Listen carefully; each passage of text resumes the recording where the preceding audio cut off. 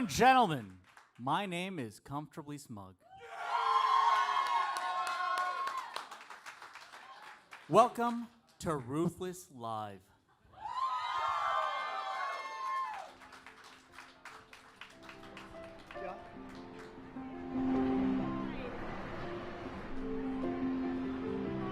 She just died? Wow. I didn't know that. You're telling me now for the first time.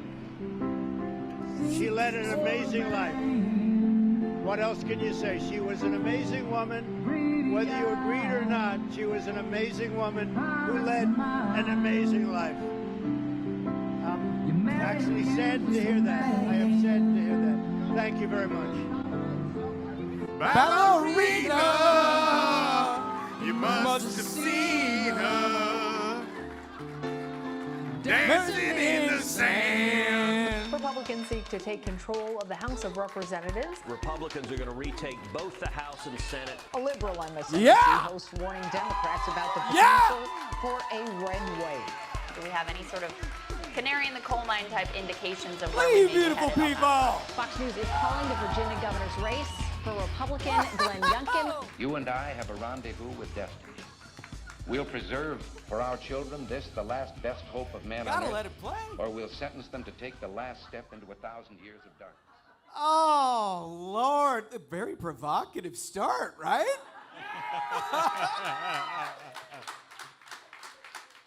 My name is Josh Holmes. Obviously, this is Comfortably Smug. Michael Duncan. Smash Johnny Ashbrook over here. And the star of the show, Hollywood Hen. Thank you, thank you, thank you. Holy, so Hollywood Hen is going to be out mingling around in the crowd, and she's going to be doing some audience participation things. I'm going to be working the room, basically. Working the room. Look, how can you not with an Yeah, outfit that's right. like that? That's right. Woo! I will Right? see you all out in the audience. Shout out to our man in the shadows, the silent partner, Matt McDaniel. Matt McDaniel. Thank you so much. If you wonder where it is that we get our content on a day-to-day basis, that's the guy. That's the guy. Yep. Listen, we couldn't be more pumped to be with you. We thought we'd maybe start with, like, why is it that we're here, right? Who the hell are we? How do we get here? And it's kind of a funny story. I don't know, Smug. I'm going to make a drink. If you wouldn't mind just giving a little. Absolutely, I'd be happy to get into this. Please So do. this goes back, and I pulled it up while we were backstage grabbing drinks.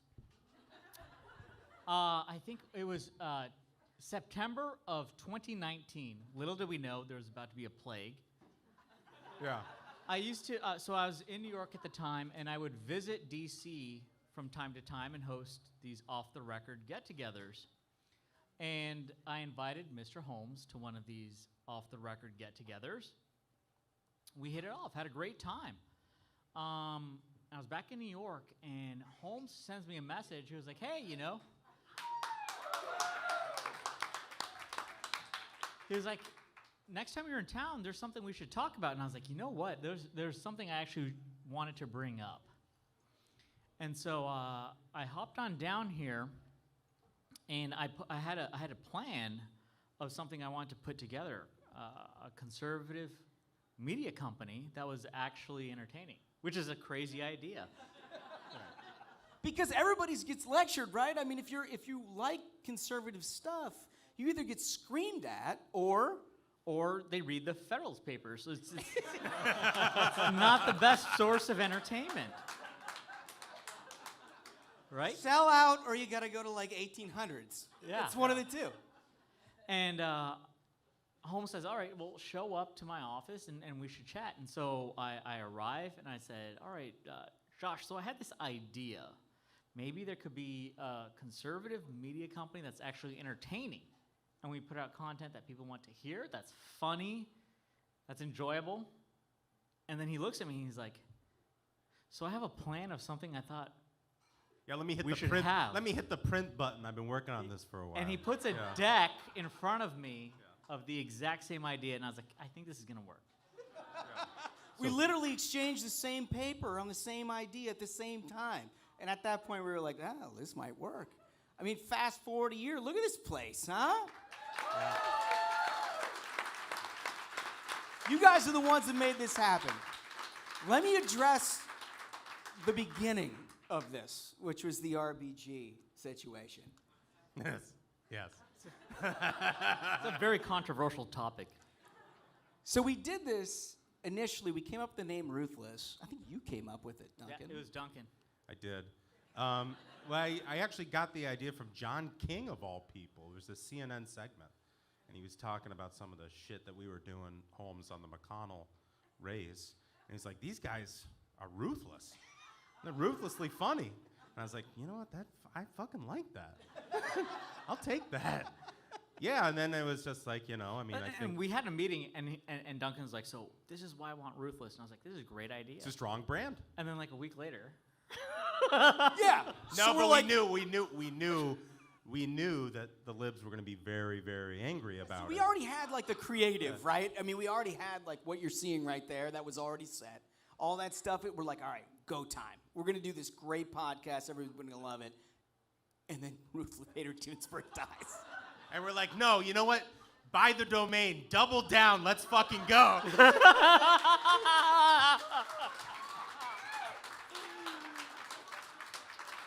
By the way, look at this fucking guy. It's a Rocky Balboa. At least he fights. But in the meantime, we knew the rapport would work because we spent COVID on Zoom calls betting horses with one another. Yeah, a lot of time on the Twin Spires app. If anybody who likes to bet little ponies. We would laugh at each other nonstop, and at one point we were like, you know what, this could really work in a podcast setting. I never thought that like a year and a half later it would look like Joe Burrow had sex with Johnny Weir. But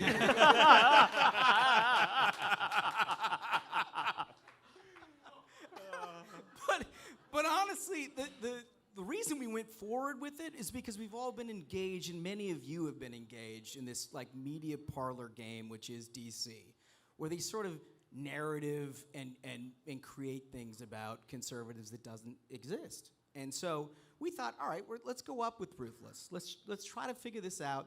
We'll put it out there. We won't say a word, right? We won't say a word about why it is that this is named Ruthless, and we'll wait to see who assigns the motives. Yep. Right? We're going to see what publication I think it was Politico. Yeah. Wasn't it? Yeah, I think so. And sure enough, like within 2 weeks, they're like, named after the death of Ruth Bader Ginsburg. I was like, I just fucking like NWA and Ruthless Records, and that's why I made that design. It's like they were just like, yes, this is Ruth Bader Ginsburg. So the thing is, I want to take the street cred and be like, yes. Yes. You know what? You're right. That's why. Well, that's the beauty. That's the beauty of Smug. He doesn't give a shit about anything. Duncan and I are like, No, never apologize. Never apologize. Never apologize. So, I mean, look, what started out, honestly, is an amusement for ourselves.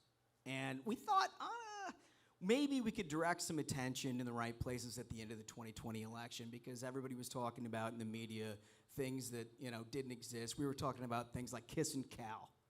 Remember Kiss and Cal? We sunk his campaign. Yeah.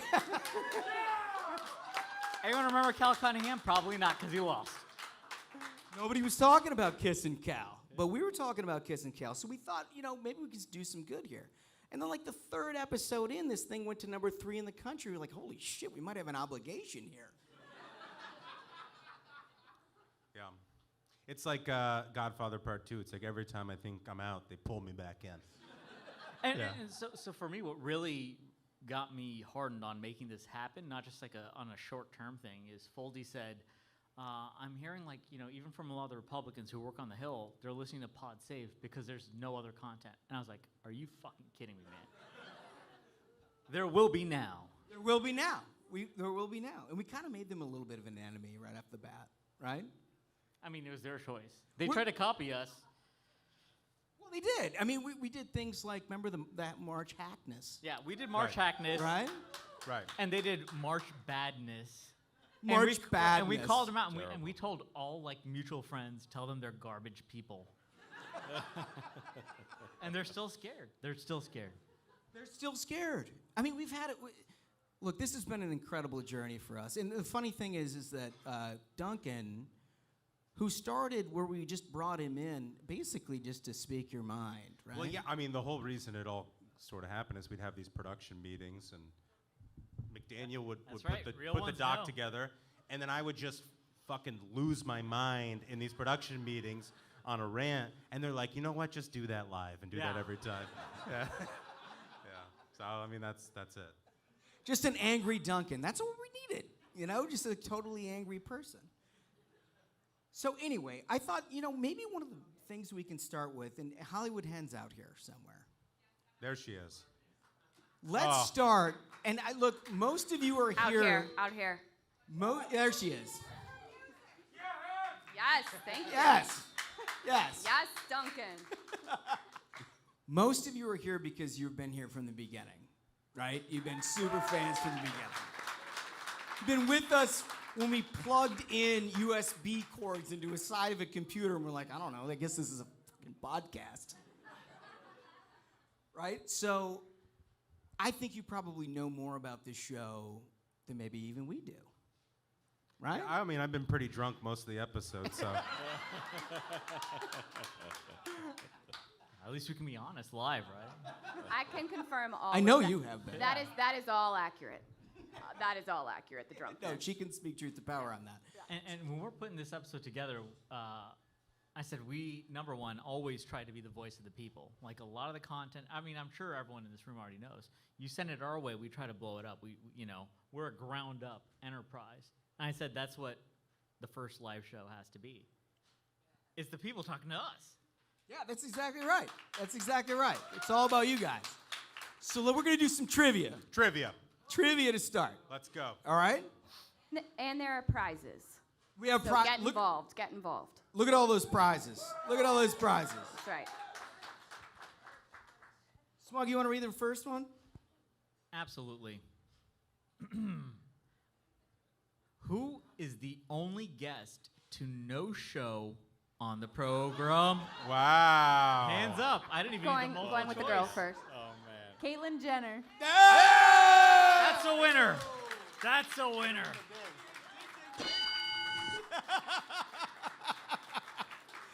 Nice. Nice. Johnny, you got the second one? This one's a little bit trickier. Yeah, this one is near and dear to my heart. What are the favorite football teams favored by Holmes, Duncan, and Smug? And it's a multiple choice in case people don't know off the top of their head. This dude knows, though. This guy This knows. dude knows. He knows. This guy's all over it. Hold on. What's your name? My name's Chad. Hi, Smug. Hey, Chad, thank you so much. Hey, thank you for being here, and thank you for keeping faith and holding the line and owning the libs. Yeah! So, That's why we do it. Duncan, or excuse me, Holmes, yours is really easy. My dad was a Northwest pilot. You're a Vikings fan. Vikings. Skull? Skull, yeah. I'm from St. Louis. Go Bengals. So that's my guess for you. Oh. See, all Hit him right, with the Hit him sound. with the sand. I thought I was gonna get liar. Liar. All right, who's got it? We give A for effort there. It was good. Okay. Multiple choice. Oh, wait, we got more. We have more without Oh, the we got it. multiple Hey, choice. hey. Yeah, we got We it. have more without the multiple choice over here. Do you know?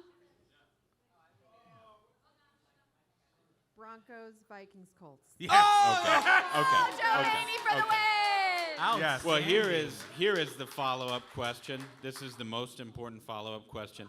Which of those teams are playing on Sunday night? Unfucking believable. Found the Raise your Bengals. hand if your team is playing on Sunday night. Ashbrook for the Unbelievable. win. Ashbrook for the win. Yeah. Unbelievable. This has been a particularly painful few weeks. Can we make Duncan read the next one? Sure, let's do that. Yeah. Yeah. All right, this is some It's a bullshit. multiple choice. This It's a is multi- some bullshit. I hate you, Smug. Okay, the question is, how tall is the tallest building in Indianapolis? Does anybody know? It's multiple choice. The answers potentially here 4 stories, 12 stories, about 36 feet. I'm getting another drink. We got a bid Raise right your there. hand. Raise We got your a bid hand. right Who there. wants to answer? 12 stories? 12 stories is perfect. That's it. You get yourself a. I mean, that's bullshit. First of all, that is bullshit. Lucas Oil Stadium, a fantastic stadium. Indianapolis is a great place. Highly recommend going there. So I know he's very biased, but in terms of unbiased reporting, I drove through Indianapolis, and it was just like a horrifying experience. You pull up to the city, and it's just like all gravel. And the tallest, like you see nothing. And a person will run out from the gas station, and they're like, the tallest building here is like 10 feet tall. Just And I'm like, outrageous. and it's like, I just want to fill my tank and get on the road. Apropos of nothing, you go to the gas station in Indianapolis, and the guy walks out to you to inform you the building heights. I'm telling you, it's a strange place. I mean, they're very proud of the 12-foot building. And they were very proud. He was like, we just did it. We got a 2-story building. It's got stairs. Yeah, okay. All right. Okay, do you want me to do this one? Yeah, go for it. So this is a good one. This gets to our games. Which brainwormer has won the most King of the Hill competitions? Wait, we have hands without the multiple choice. Oh, I got one. I got one. My Wow. name's Phil. I'm from Crewe, Maryland, the land of the wild zebras. Yep. That's Jen Rubin, the queen. Yes. Hit him with the ding. Wow. Hit him Wow. Very nice. It's wrong. That's wrong. Wait, hold on. Is it Kami Sherry Jacobus? It is sure not. All right. After this one, we go to multiple choice if they get it wrong. The next one. Matthew Dowd. Oh, he nailed it. That's the winner.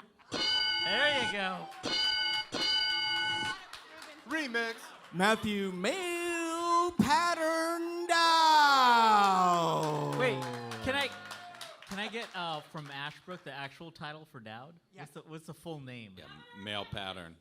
There's more to male pattern than just his hairline. Yeah, you may find out more But later. we'll hear about here. Well, yeah, We might hear about that later. Okay, who wants the next one?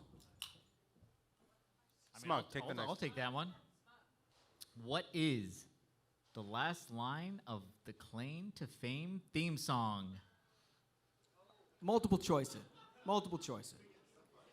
The multiple choice is A, saving Joe Biden from blame. B, Ronnie, remember my name. This table, right? Or Yeah, right C, here. you're going to like my post most. It's really good lyrical writing. Remember by the my way. name. B. That's the correct answer. We've got a winner. Remix. Okay, I think we should go to this one. This is a great one. What famous celebrity, maybe, just likes to have a good time? So This is the best. This was one of Josh's best moments of the entire podcast. What? Look, The multiple choice.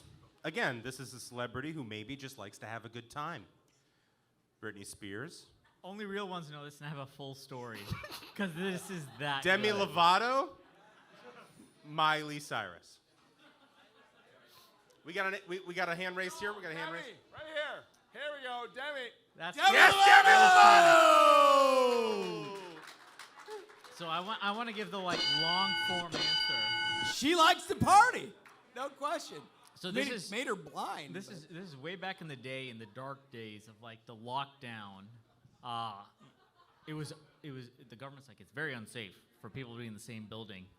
So we used to record episodes on Zoom, and by record episodes, each of us would race through a bottle of bourbon on camera and hit the record button.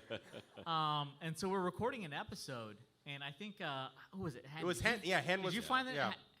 I was doing a story on Yeah, she Demi found this Lovato's news on overdose Demi and going to Lovato. rehab. It was very Yeah. serious. So she's gotten out of rehab. She makes it sound so much worse.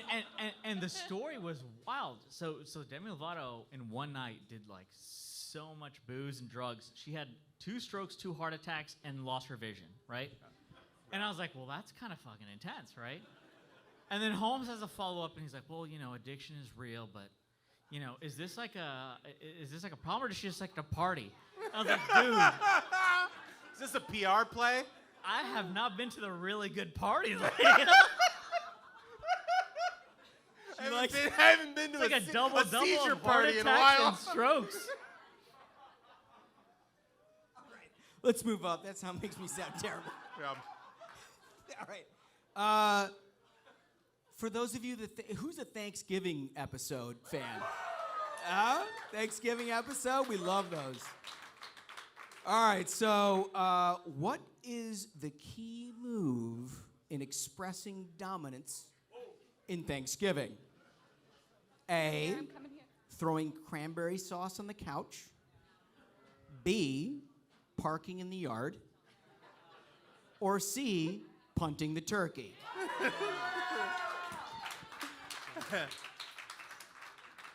I think the crowd may have answered that one. Carpet bomb a conversation and punt a turkey. Let's go! Hell yeah! That's a real one. Some extra flair out That's there. a He's real got to one. get that an extra special T-shirt for the gentleman of the bar.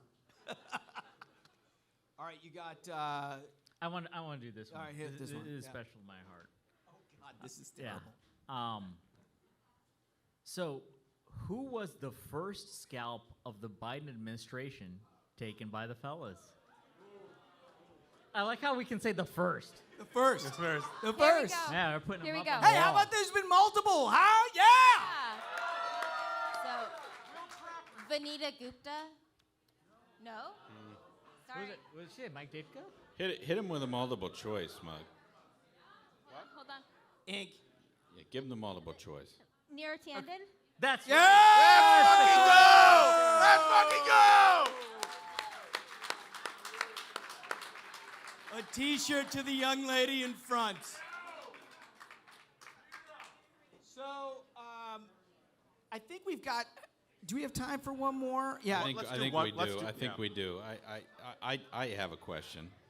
I'm wondering if anybody in the crowd knows which foreign country Smug first contracted COVID. Right, hold on. Bonus points if you know how many times he has had COVID. Honestly, I might not even know. One time with old Corona. Till to this time, and it was a drag. Give me 2 times with old Corona. Honestly, I'm gonna pick. Right Okay. here. That's correct. Egypt. We're right here. The answer right here. Correct answer. We're gonna get him a shirt. Gentlemen, right here. I love it. Okay. We This have is- one thi- final. This is an important one. One final question. Who was our first special guest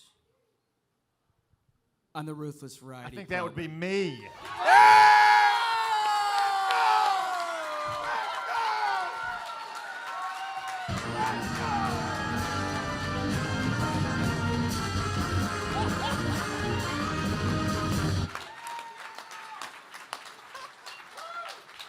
Although I'm not sure I was a special guest as opposed to just a guest.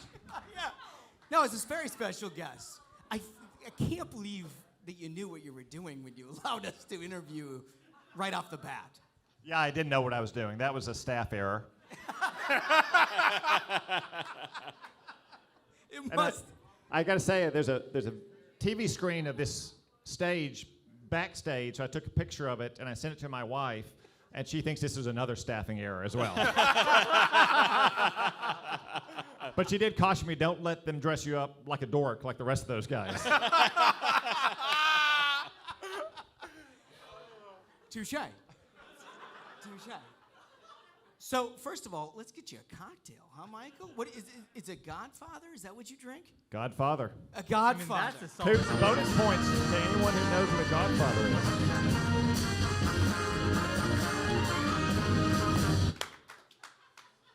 Little pageantry. What's the official call? It's 4 parts bourbon, Duncan. Yeah, no, it's all One part. It's all. amaretto. It's a. I lot think of- it's a 4 to 1. There you go. There you go. There you go. Well, it's all alcohol anyway. To be exact, it could, since I am a connoisseur of The Godfather, it could be any kind of whiskey, but since I'm from the South, it has to be bourbon. There you go. There you go. There you go. A gentleman. You notice one thing that I would never do is adulterate one alcoholic beverage with a non-alcoholic beverage. Yeah. I can respect that. That's Fantastic. right. It would be terrible. It would be a terrible thing. So one of the things that we learned about in your first interview was the fact that you went through a period of time where every single night of your life you ate birthday cake. Well, first off, who wouldn't eat birthday cake if they have a chance to, every single day and every single night? The backstory of that actually involves the drink that Duncan over there is mixing. So I enjoy a beverage or 3 most days. But when that profile in the New York Times was written about me, my wife was 8 months pregnant with what is now our 6-year-old, Gabriel. Thank you. And Nice. Well done, Michael. Well done, Michael. So being a first-time mother and I was a first-time father, she was worried that what would happen if I was indulging a Godfather and she went into labor early, who would get us to the hospital? So I promised that I would stop drinking a sweet beverage every night, and in return we started drinking or eating cake every night, since she too enjoys birthday cake all the time. And again, who wouldn't enjoy birthday cake? But so the story, as the story goes, it wasn't like a special birthday cake. He literally went to the store, and you know how you go to like your Safeway or whatever, and there's just like those random cakes that nobody wants. The sheet cake, the entire sheet cake. Like they're waiting for somebody to come in and say, I need a emergency birthday cake. Happy birthday, Adam. Can you write on it? You know, like it's not my birthday. I waited until the last minute. Please, just do you have a cake? That's us. Yeah. So in fact, no. So it was probably like the 4th or 5th went to the grocery store to get some food, go back to cook, and I thought this would be a moment of showing some sensitive side of myself, maybe exposing myself a little bit, letting her see the real me. Because you do a lot of that. Yeah, of course. Yeah. That's what most people think when they Very think of Tom open. Cotton. Yeah. Very open. I would love a relationship where showing the sensitive side is having a sheet cake. So how do I make that happen? So we go through like the bakery and produce section. We get by these cakes, and I said, I want to share something with you. And she said, what is it? And I said, sometimes I just like to buy a cake like that and eat it for no reason. That's so legit. And she said, and this is the honest God truth, she said, really? And I said, yeah. And she said, so do I. Wow. Instant keeper. Match made in heaven. That is. So this was a short time. This was about 3 weeks before I finally. So for the first time, I took her to introduce her to my parents and some of my friends. And at the end of that trip, she was flying out because she was working here in Washington at the time. And I screwed up my courage. And I looked her in the eye and I said, "Honey, I love you." And she said, "Thank you." She's a Minnesota gal, isn't she? She is. Yeah, her parents are originally from Minnesota. There you go. Live back there There now. you go, fellas over there. Oh, he's got some mini boys in the house. And so honestly, there's only one way to celebrate. And thank you so much, Senator, for being the first guest on our podcast, and now the first guest for Ruthless Live. And there's only really one way to celebrate, right? Yeah. So there's only one way to celebrate. Here we are.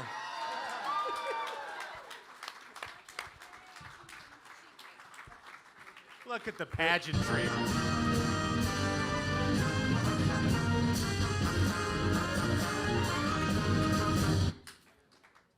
The only thing that I'm disappointed here is that Duncan didn't go in at the last minute and said, "Can you please put on there, thank you, Senator Cotton?" with some But otherwise, it's a great effort. We missed one step. But it is the most generic cake we could find. Basically, the only thing that was available at 8 a.m. Well done. I think I'll enjoy my Godfather, though. Drink the Godfather. We'll deal with the cake later. So we have a few questions. We take these things seriously here, as you know, on the variety program. Crack pipes.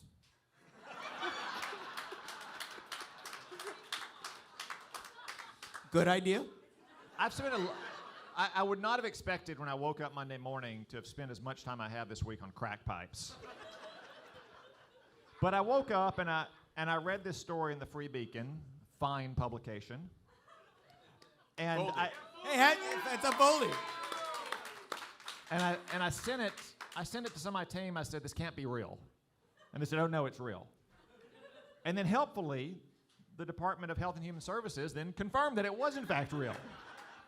I guess some girl there, started trying to troll us on social media, saying that, that these have proven to reduce harms if you provide crack pipes to drug addicts, and that you had just released a report that talked about these things. When in fact we released a report about cracking down on cartels and providing officers Narcan so they could save people who have overdosed. That's right. And I think the president's mouthpiece criticized me from the White House podium the other day as well. And then finally, after a couple days of... Well, I mean, I think... You call so her that was an something, amazing moment where they're like, well, is this true about crack pipes? And she's like, listen, there's a lot to this. It's not just crack pipes. We also have syringes in there. Well, and originally... And I think, too, that HHS said it's not just good for crack, it's also good for crystal meth and other drugs as well. Right. I mean, it's like a party in a box. It's a party in a box. Pick like a Demi poison, Lovato. we got you covered.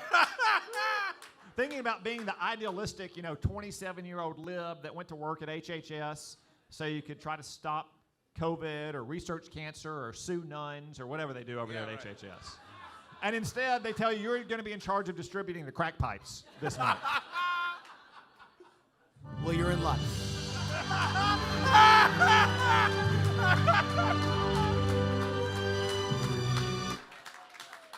Good West Wing music. You love it. It takes a little bit of pageantry to put on a crack pipe distribution. Right? Yes.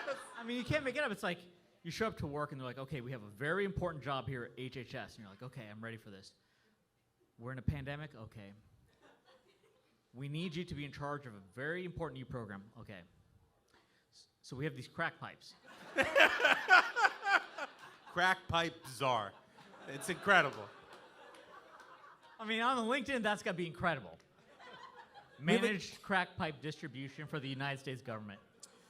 We have a special gift in addition to the cake, in addition to the Godfather for Senator Cotton. We have an actual kit. An actual kit for you that includes... it's got the White House logo on it as well. There's a White House logo. This is probably the only model that was ever produced after Foldy and the Beacon exposed them. That's probably right. Let me help unpack it for you. I'm not sure, given my position, I should be handling the materials in there, getting my fingerprints on them. Lip balm. Oh, the lip balm. It's important. Very important. A syringe. Oh, hell yeah. Oh, you can't forget about this. This is really important. The spoon. It's mitigation efforts. This is healthcare. What in the world are you going to heat the spoon with? You got a lighter.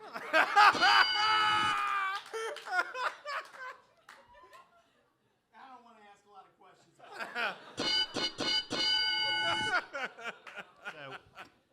In all seriousness, this is really touching that y'all would do this for me. I appreciate the gift. But y'all know, and many of you who have worked in Congress know, as a senator, unfortunately, I'm not allowed to accept the gift. So if you don't mind, if you don't mind,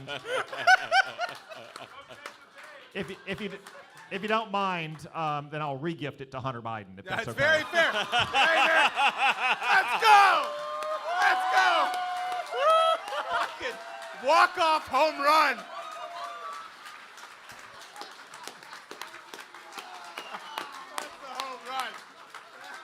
That is awesome. I mean, after all, maybe Joe Biden got the idea for all of this from his old buddy Corn Pop. It's evening at the Improv here with Tom Cotton. Yeah. Okay, I've got another question. COVID.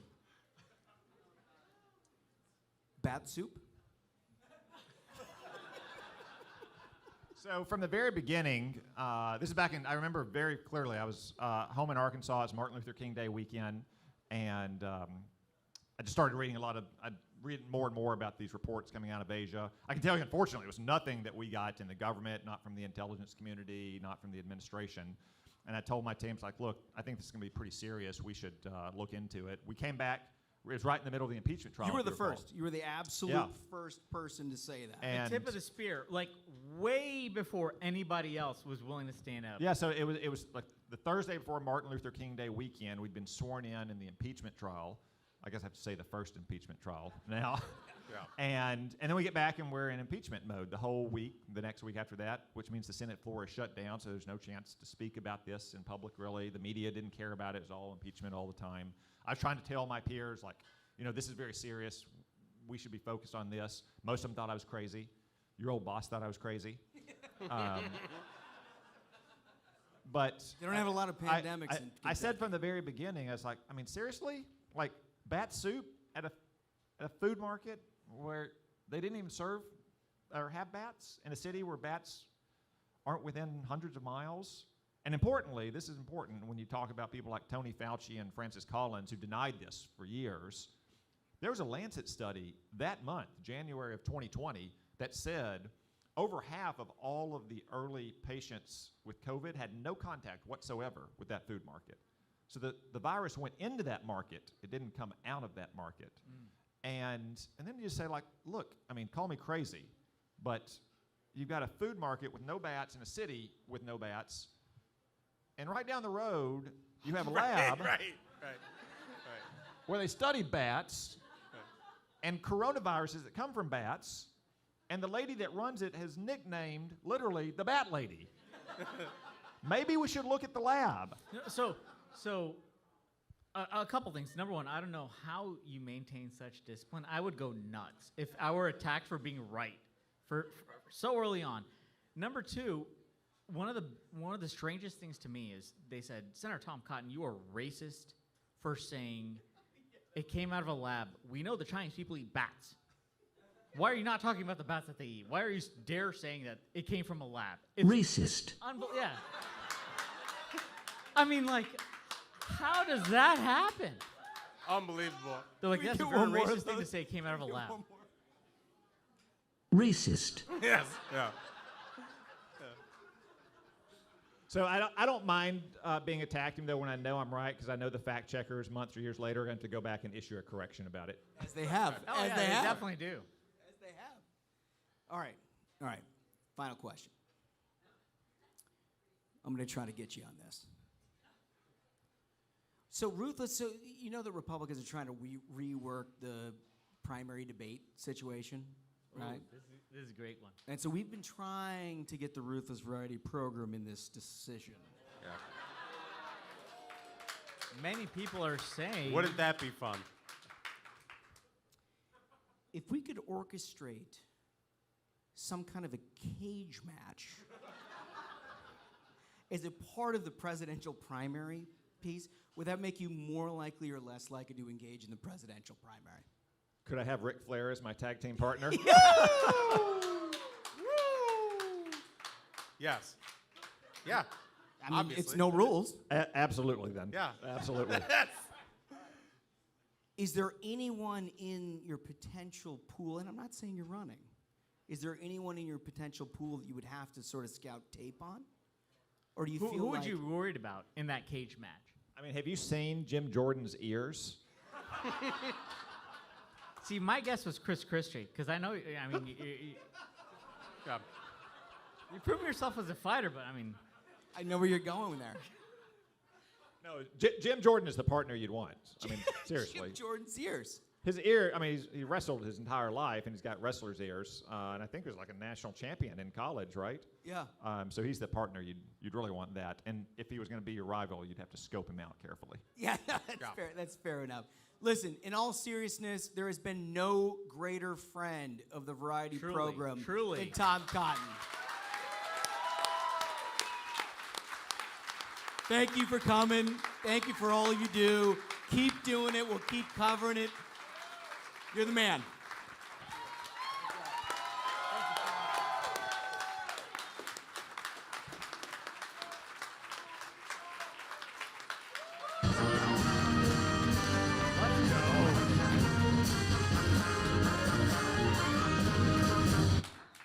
stud. What a stud. I mean, honestly, I would love to see him run.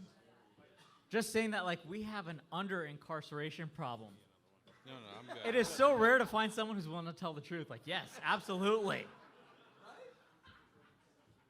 Oh, and I can't. I mean, literally, we had USB ports sticking into our computers, and we're sitting in Zoom in our respective homes in the middle of COVID.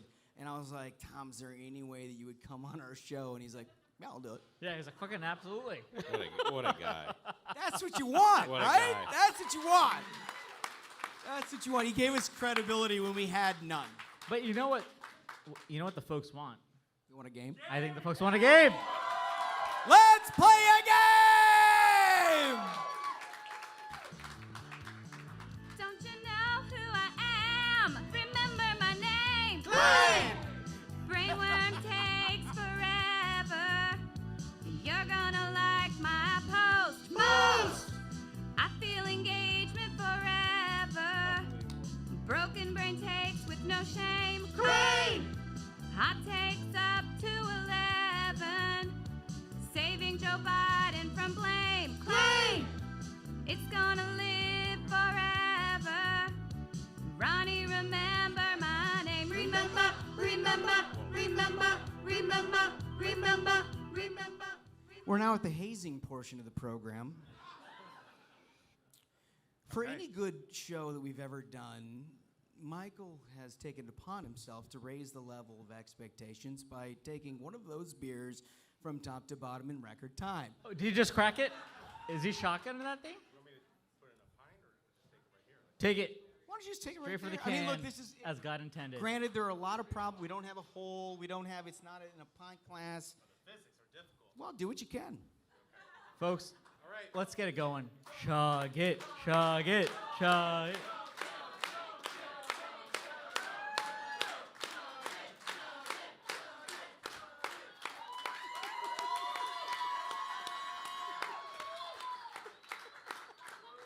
He crushed it. And Yeah, I like and that. I love how Duncan never backs down from like, oh, it's so cold. Yeah, Like, no. You know how the dude who sucks is always like, oh, oh, it's it's cold. It was Oh, it's very cold. cold. I Oh, just it's got to so tell you, cold. man, it was really cold.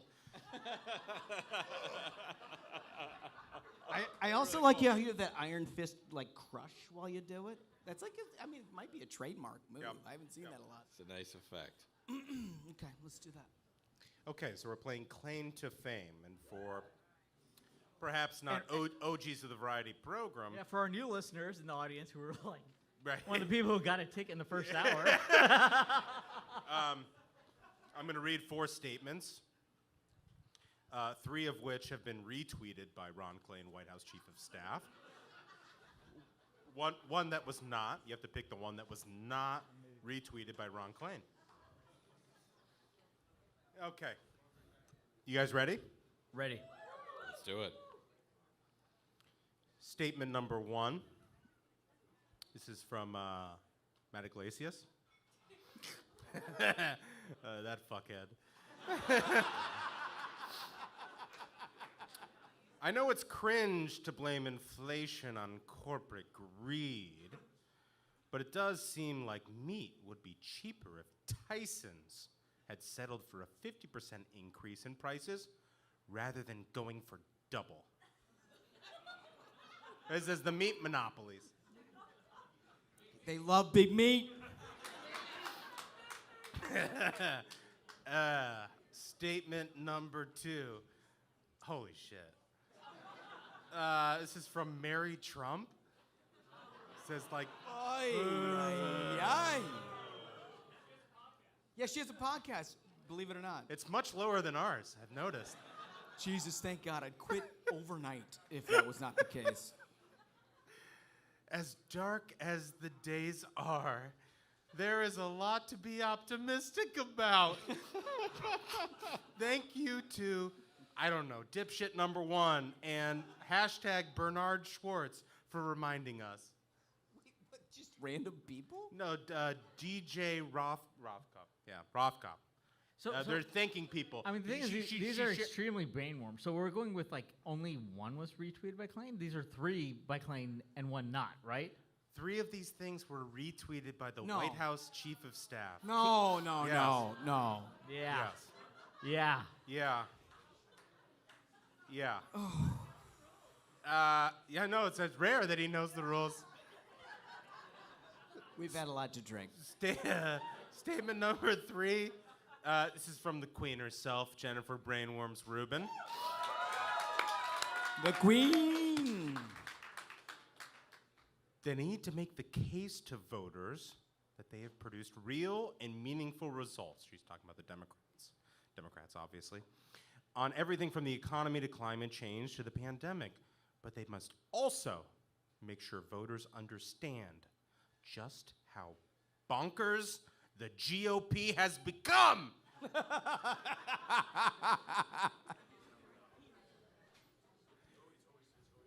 Again, that's from the Washington Post conservative writer. She's the conservative blogger. That's so cool. That's the conservative blogger, yeah. This is Ashish Jha. One of these fucking COVID doctor guys, cloud chasing people. That's got to be like the best paying gig right now. Hell yeah.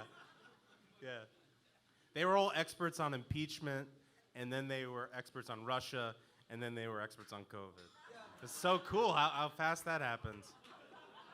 And don't you think it's kind of like if you're a shitty doctor, you're like, I don't know, maybe I can get a hot take on COVID, and all of a sudden became super famous? It's just so super cool that we have people who are doctors who are like, I don't know, Donald Trump needs to take a cognitive test, and then like Joe Biden can't put 2 sentences together, and they're like, oh my God, best president ever. Sundown. He has cured the pandemic.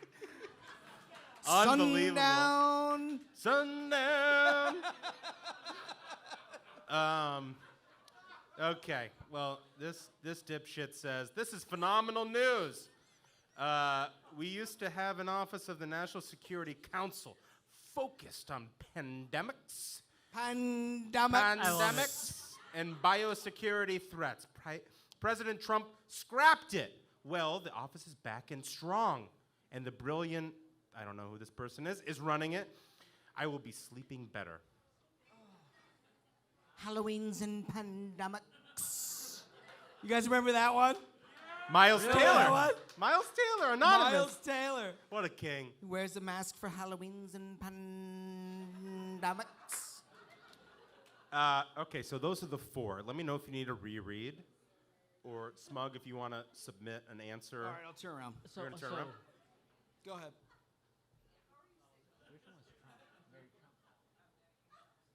That's my guess. That's my guess. Okay. All right, let's talk this through. So I have a very simple explanation for my pick. I think it'd be extremely stupid, from a tactical point of view, for him to retweet like Mary Trump or any Trump, which would remind people of the name Trump. Yeah. When everything that can go wrong is going wrong. So anyone sees the name Trump and they're like, I remember Trump. Everything didn't suck. So just bring him up. Like the headline this morning is, so our inflation is at a faster rate than 90% of the countries on Earth. Like the economists in Mexico are like, what is with you guys? Our inflation is not that bad. And CNBC was great. Is they're like, not even Mexico's inflation rate is that bad. They're like, you wouldn't damn, believe the foot traffic we get. This is year 1. So that's my guess. Is it would be very. I mean, Klain's a dumb guy. We all know Klain's a dumb guy. But to bring up the name Trump would really hurt his cause because people would be like, man, I remember when life used to be great. Okay. So let me work my way through. Okay. I'd like a reread of Rubens, please. You want what? A reread of Rubens. Reuben? The number 3. Jennifer Brainworms Rubin. They need to make the case to voters, she's talking about the Democrats. They need to make the case to voters that they have produced real and meaningful results on everything from the economy to climate change to the pandemic. But they must also make sure voters understand just how bonkers the GOP has become. Again, the conservative writer for the Washington Post. Yeah, Okay. hell yeah. Hell yeah. So Matt Iglesias auto re-tee. That's Auto an auto. re-tee. You think that's automatic? Yeah. Okay. I think the fucking crazy doctor that you've got. Can I take a quick aside? So today, earlier, Matt Iglesias tweets out, "I wear my mask outside So because cool. it keeps me warm." And Get the fuck out of here. and I think it was Holly's comms director who quote retweets him. He's like, "It's 57 degrees."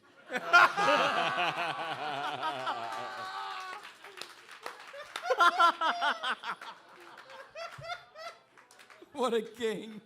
What a king. I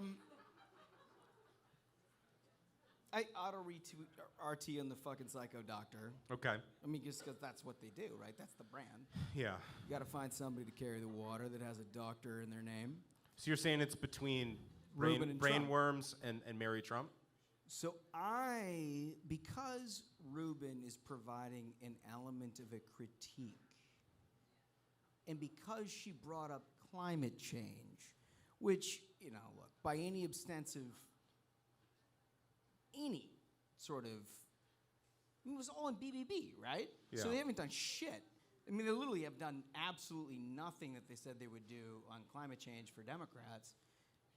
That seems like a touchy spot. I don't know if I'd bring that up if I was Ron Clay. You think it's a vulnerability? I think it's a vulnerability. I mean, I think they knew when they're like, "We got to change it, guys. Build back better. It's not happening. Build crack better. I think we got a shot." Oh, yeah. I don't think he RT'd Jen Rubin. Okay. I mean, that'd be stunning. So your answer is he didn't RT Jen Rubin, and your answer, Smug, is that he didn't RT Mary Trump. Correct. Well, he did RT Matt Iglesias. Of course. Avi. He did RT the psychopath doctor. Yeah. The guy's got like fucking 5 credentials in his bio. I don't even know how to I pronounce don't trust half the of experts. them. I'm probably not alone. in What a that. tryhard. More Jesus. more degrees than a thermometer. He's still Yeah. dumb as shit. Here's the thing, and this is psychotic. He did RT Mary Trump. Wow. Yes. This is Holmes is right. Holmes is right. Don't you know who I am? Remember my name. Say I'm happy. Brainworm takes forever. You're gonna like my post most. I feel engagement forever. Broken brain takes with no shame. Cream. Hot takes up. This to song's too long, too. 11. Saving Joe No. Biden from blame. Claim. Just the right It's length. gonna live forever. Ronnie, Music is remember everything. my name. Remember, remember, remember, remember. Okay, so Holmes won that. Yes.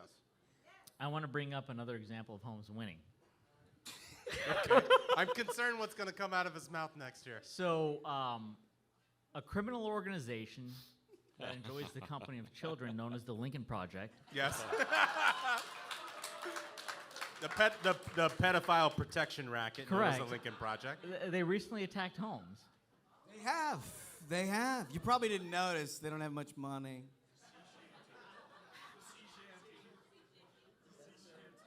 The people are calling for it. You want me to talk about it? Please do.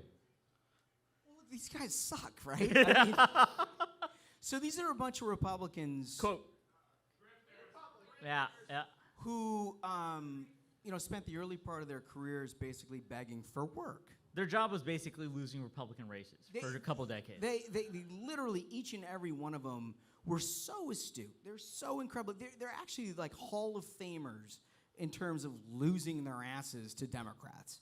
I mean, these guys were the absolute worst political consultants. If you were to like gather a group of 1,000 people to be like, who are the worst? They would pick each and every one of those fucking guys. Yeah. I mean, they are literally the worst. Yeah. They, look, where this started was we obviously called them out from the very beginning. I think it was our actually first big success. Actually, it was before Neera Tanden, for those of you who have been OG. we started drilling down on these guys, who they are, what they do, how bad they are, about how it's all a grift. And now, Do they want the shanty? don't you worry. Don't you worry, sweet little heads about it.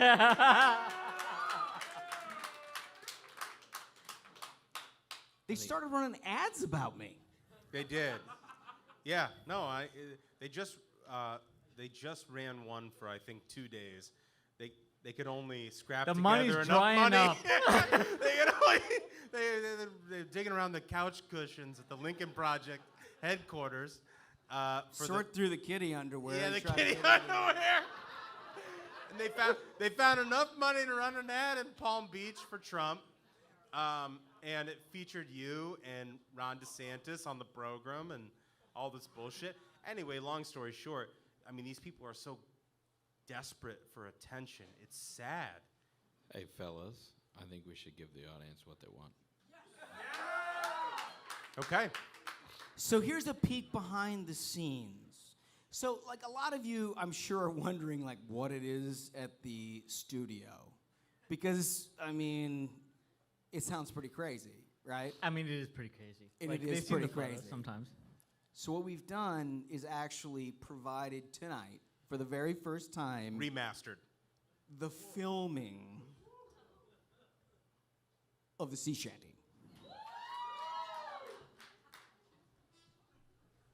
There once was a grift that put to sea. The name of the scam was Lincoln P. The tweets blew up. The truth was known. Their game came crashing down. Hey! Soon may the Weavermen come, DMing boys who are way too young. One day when the grifting is done, we'll take our cash and go. Hey! Stephen, Rick, and Reed, and George, and Mike, and dozens more swindled hapless donors for nothing in return. Hey! Soon may the Weavermen come, DMing boys who are way too young. One day when the grifting is done, we'll take our cash Wait and for go. Ashbrook.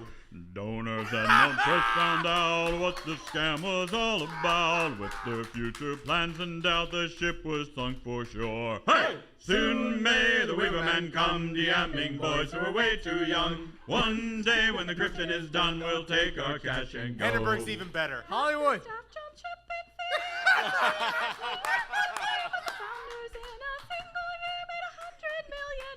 Hey! Soon may the Weavermen come, DMing boys who are way too young. One day when the grifting is done, we'll take our cash and go.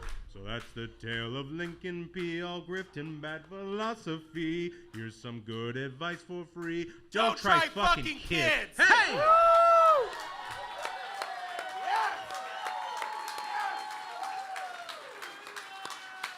We're going to take a 15-minute break. You guys get served. Let's go. Let's drink all we can. Let's set bar records here tonight. Come on.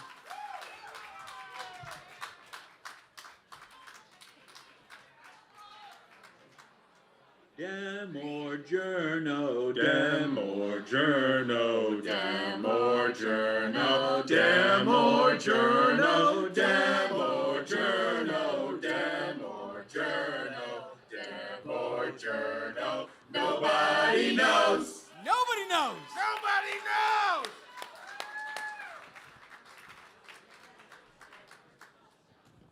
I mean, this is just really an all-candy spectacular.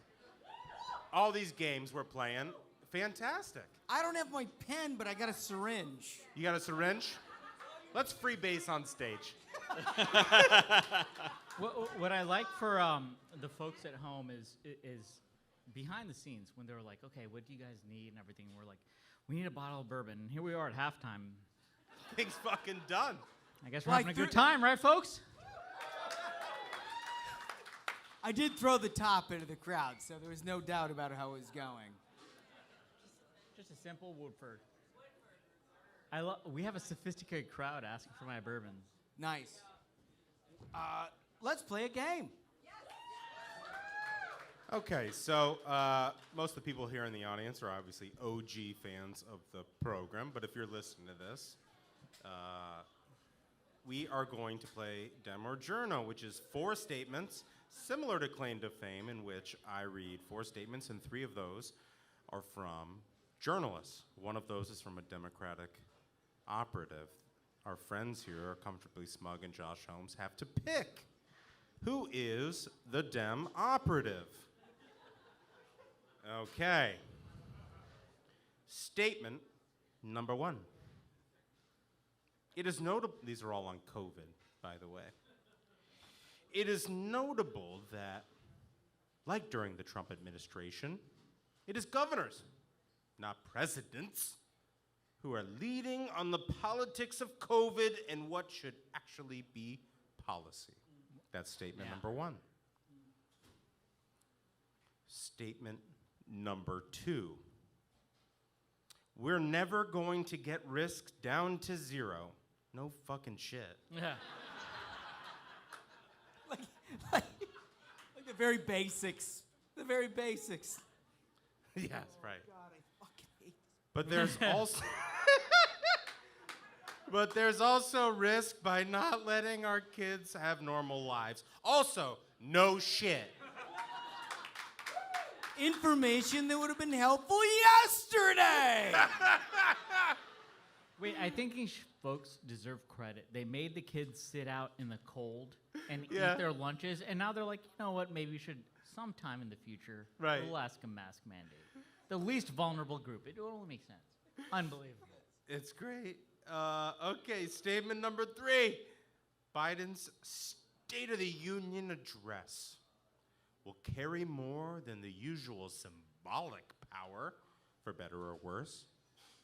He can declare victory for the vaccinated. Holy shit. And begin preparing Americans for an exit strategy.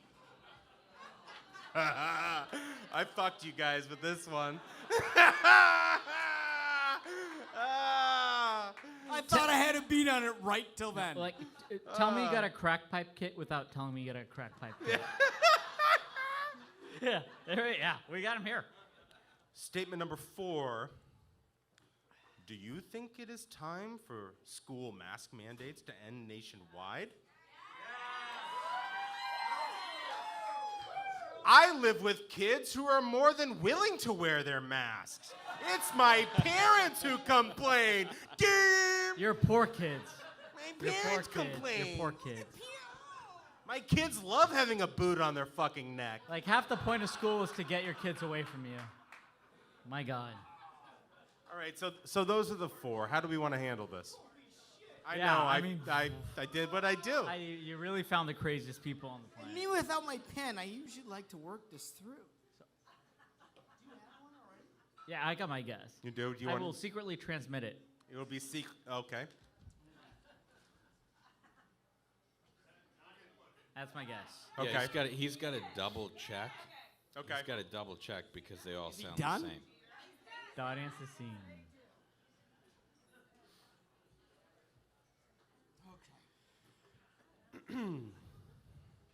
One's a journal. Okay. No question. Okay. Yeah, clearly. Can I get a reread of 3? 3, the State of the Union one. Yeah. Biden's State of the Union address will carry more. Actually, stop. Journal. That's a power move.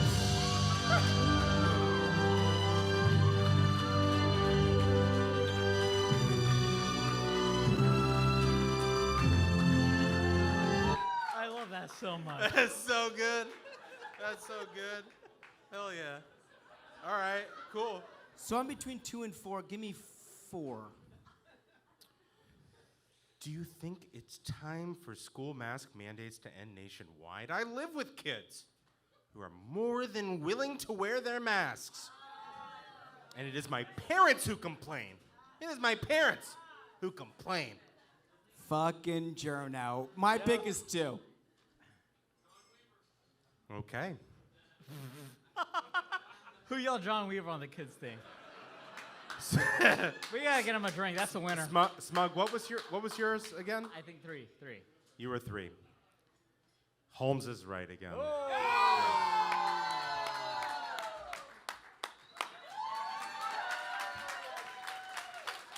Smug, you're getting fucking boat raced. Well, I mean, here's the thing: is like I Journo, Demore Journo, Demore Journo, Demore Too many verses. Journo, Demore Journo, Demore Journo, Demore Journo. Nobody knows.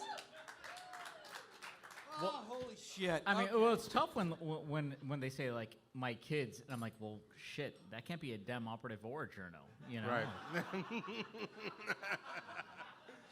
Can you move your crack pipe? I'm trying to get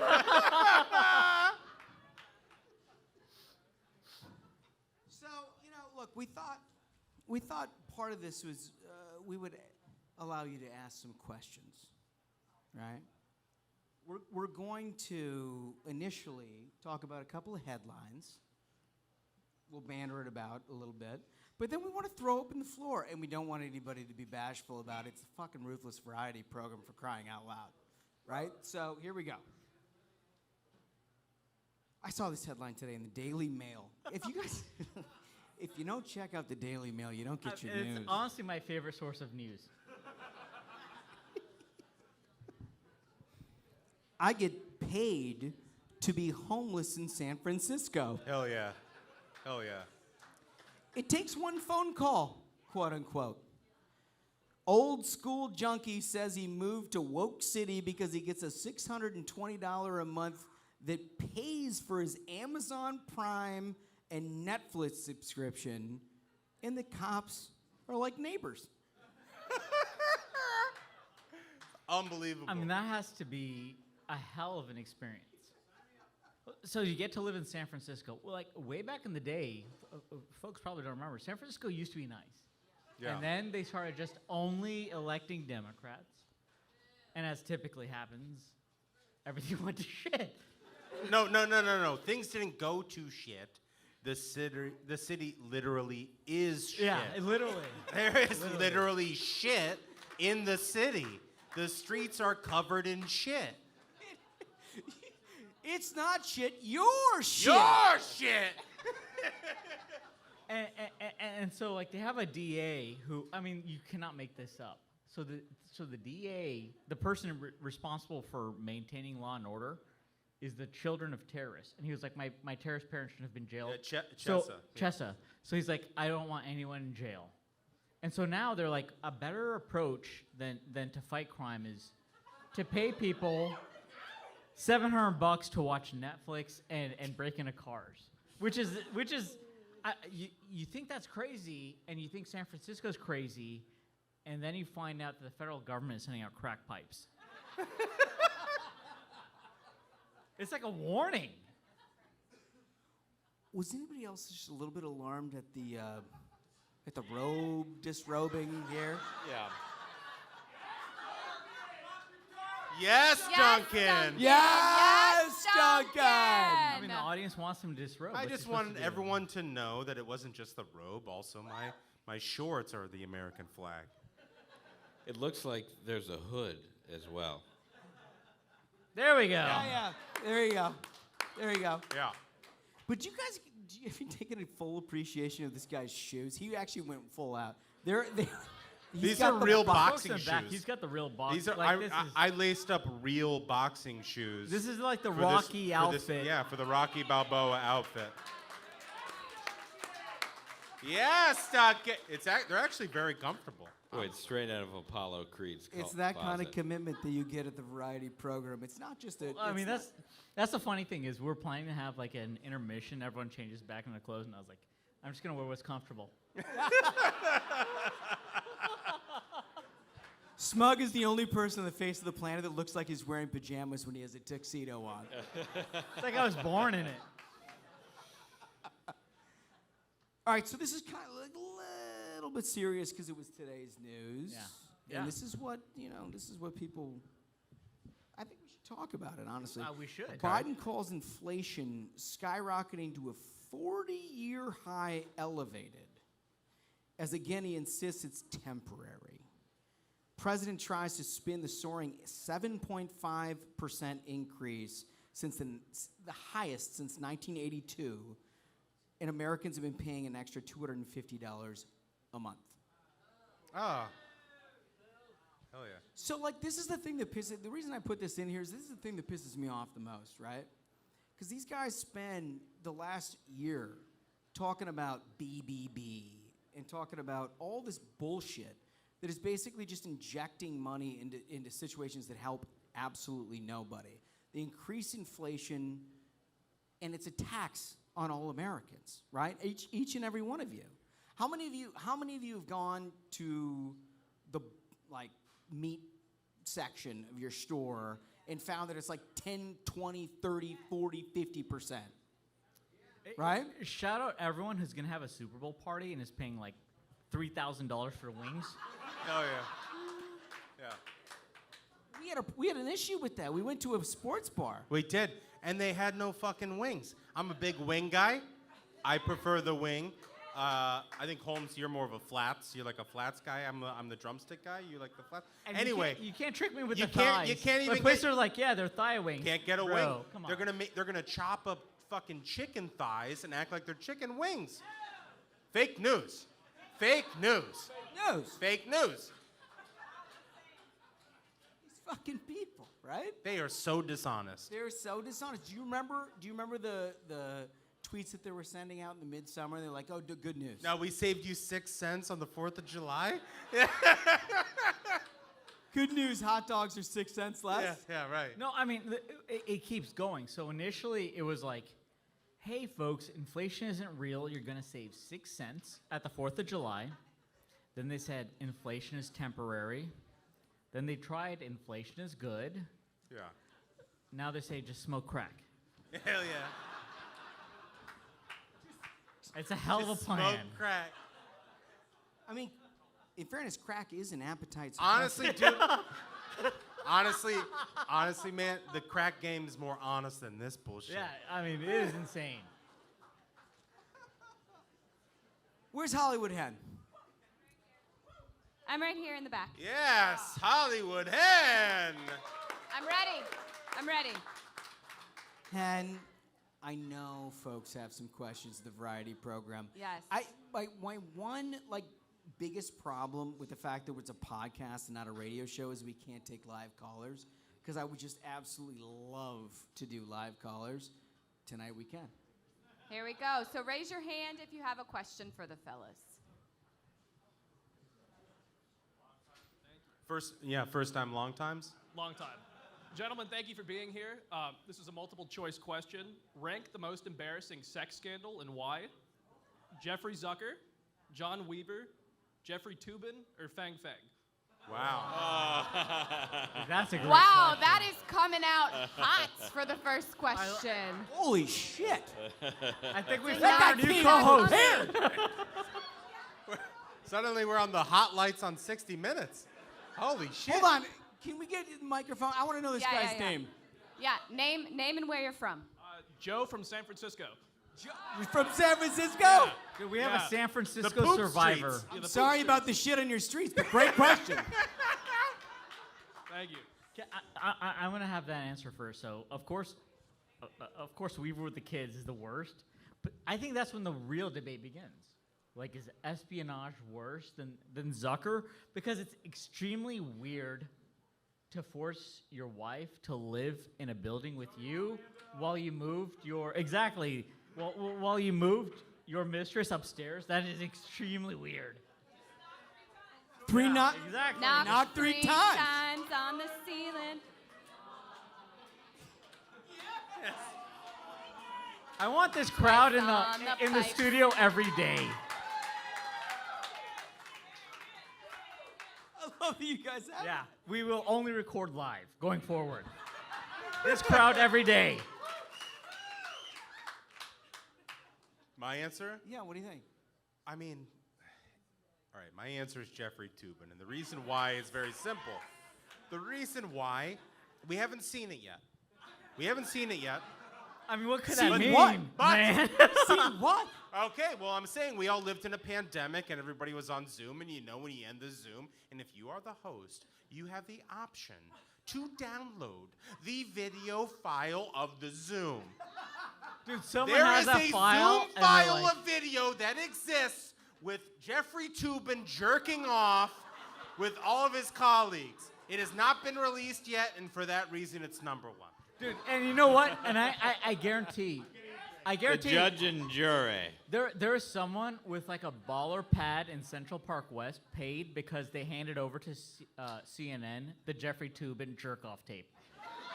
They're like 10 mils my price. You can have the tape, and I will never talk about this. Oh, gosh, those are such good answers. Honestly, I think it's Fang Fang, don't you guys? Yeah. I mean, this lady was a Chinese spy. Oh, wait. That reminds me. You can only imagine the things that she did to this guy. So something funny at during halftime is we were made aware. This should be a fun game. There's a Media Matters for America person here in the audience who tried attacking Senator Cotton. Oh, hell yeah. Tonight? Yeah, and Eric Swalwell tweeted out, like, how dare you attack people with addiction problems? Well, you Oh, probably yeah, should give him a crack pipe. Run that Media Matters. Listen, in D.C., for all those of you who've traveled to get here, you haven't really truly made it until these assholes show up and film you, right? That's the way it works. So welcome, enjoy yourselves. Probably Please don't tip your wanna waiter. Introduce yourself to the rest of the crowd because that might not go well. But fine. And let me talk about Fang Fang for a second. So this clown is like a know-nothing congressman from Northern California who doesn't know shit, right? He's trying to date every single 25-year-old. This is a in very town. known thing. This is like Ruthless After Dark. We can now tell the truth about Eric Swalwell. This guy's doing everything he can do to try to what do you call it? Like, sort of integrate himself with the 25 and under crowd, right? What is it about them and that, man? Like, I don't know. But so, meanwhile, all this is happening. He goes back to San Francisco and he's hanging out with Fang Fang. Fang Fang. Fang Fang's also got operations going on in Iowa and South Dakota and all kinds of other sometimes you things. just meet a nice woman and she's like, I would appreciate you to tell me about the infrastructure and the capabilities of your nation. It's like, yeah, we can go back to my place. Do you have any information about the vulnerabilities of the F-35 fighter program? That's just like very standard for a state talk. What a dumb shit. For that reason, it's Fang Fang. All right, any other questions? Second question.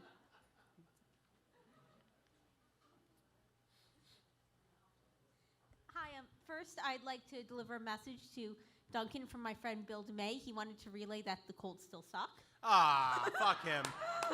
Hey, shout out to him. Ah, fuck him. And second, my question is, what advice do you have for people who are pounding the pavement, making phone calls, knocking on doors to make the red wave as big and as red as ever? Yes. So here's the thing about the Ruthless Variety program. All of us have done it, right? The difference between almost every conservative media outlet that you're talking about and this one is the fact that every single one of us have actually knocked on a door. We've talked to a voter. We've decided to dedicate our time, and however humiliating it might be to get people yelling at you or whatever, we do it, right? We did it for a number of years. We've risen up the ranks from, field staff to, smug. So I actually have a great story for this. Please. And this is a point of pride. So this is way back in the day.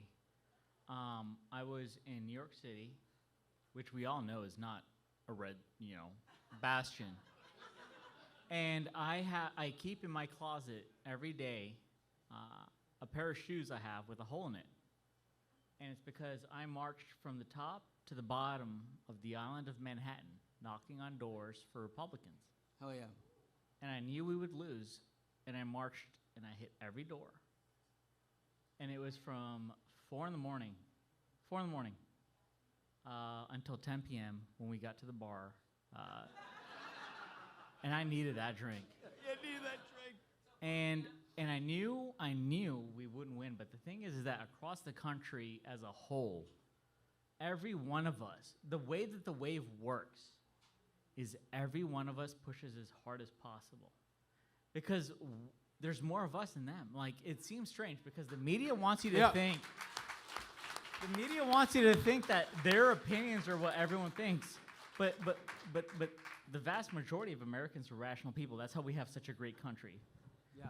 And every day, no matter how crazy it gets, I've got those pair of shoes. And that's the first thing I see when I open my closet is those pair of shoes with a hole in it. And that's why I fight every day. I love that. I love that. Hell yeah. Look at Smug.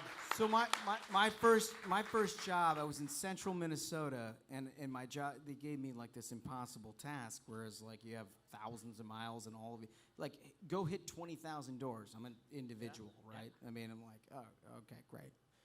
And so I start mapping it out and try to figure out volunteers. And the first guy I call is the guy sitting in the corner over there with the long hair right there, Jay Musa. Yes. Mini What a crowd. king. What a king. And we cobbled some friends together, and we went through, and we knocked on doors, and we talked to people, and we tried to persuade them that, frankly, the conservative point of view in a state like Minnesota actually works, and it actually reflects your values. And we did it over and over and over again. And it was frustrating as hell, right? Because you get like one every 3 doors, somebody's like, go fuck yourself, right? I mean, they hate you. But you keep doing it. You keep working. You keep trying to make change in your community, and that was our job. And at the end of the day, it was the only, by the way, the last statewide federal race that's ever been won in the state of Minnesota was the one that we worked on. Fuck yeah. Norm Coleman. I don't know. I feel like I talked about this a lot on the program, but I think the most important thing we can do, particularly for this election, is we have to mobilize the parents of America to push back on this psychotic bullshit they've done to our children. The child abuse they've done to our to the success of our country. Right. I mean, no one. They've done child abuse to our, the toddlers of this country. And so I think if you work on one of these campaigns and you want to get involved and you knock these doors, you can go to those parents and tell them, that they were lied to for 2 years and that the Republican Party is the party that's going to get us back to normal by recognizing the real science, the science we've known forever, the science that is devoid of the influence of teachers' unions who don't give a fuck about your kids. Nope. And we're going to get America back to normal. I mean, that's what I think will win us this election. It really makes me think is everyone thinks what's going to be the winning message of this cycle, and it really doesn't come down to that at all. It's we want you to have your life, a normal life. Like who was that Dem who said we're going to let you have your life back? Oh God, SP Maloney. He runs the triple D Trip, right? Fucking hot dog meme. The guy's like, Sean I don't Maloney's know who did like, this. We're trying to figure out who's the guy who did this to us. Sean Maloney's like, maybe we'll let you have your life back. Yeah. I mean, that's the mindset. Yeah. Maybe we'll take the boot off your neck. Yeah. Congratulations. You have one party that's saying maybe you can have a normal life and raise your family and do what you want, and the other side's like, well, listen, we have to look at what the teachers union is telling us to do. It's incredible that we have such an opportunity, but it can't be taken for granted. Everyone has to mobilize, top to bottom. The red wave doesn't exist until we make it happen. That's it. Johnny, you got one? I knew you started at the bottom. Ashbrook? A question? No, I mean, did No, you? I want the Where'd story. you start, man? What, Well, I guess what I would say is I'm very, very Thank you, surprised sir. to hear that Smug has interacted with a voter. I'm not sure I believe a word of what he said. Listen, I'm going to tell the truth. It was a nice pair of Ferragamos, but my My dedication to the cause is that real. Come on. I'm gonna tweet the picture out. Like I feel my dedication to the party is that much. The good news is we can win, and we are going to win.